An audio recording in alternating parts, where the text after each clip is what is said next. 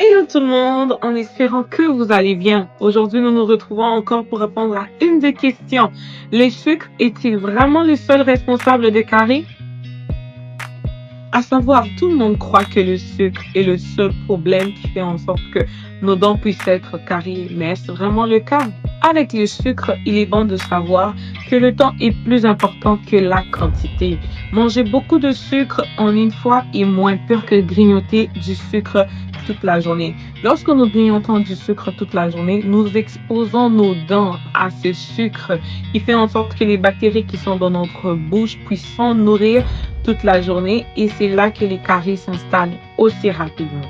Il y a aussi les aliments que personne ne soupçonne.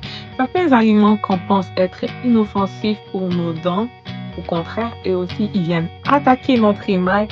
Par la suite, il y a par exemple les pains blancs, les chips, même le riz se transforme en sucre dans la bouche. Les jus de fruits, même sans sucre ajouté, sont très acides et attaquent l'émail, tels que le citron, les jus d'orange. Tout ceci font en sorte que nos dents puissent porter des caries au final. Un autre facteur que les gens ignorent, c'est la sécheresse buccale.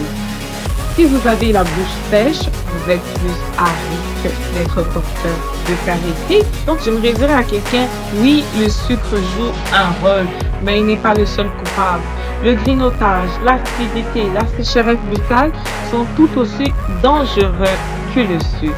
Pour conclure, utilisez-vous un rince-bouche?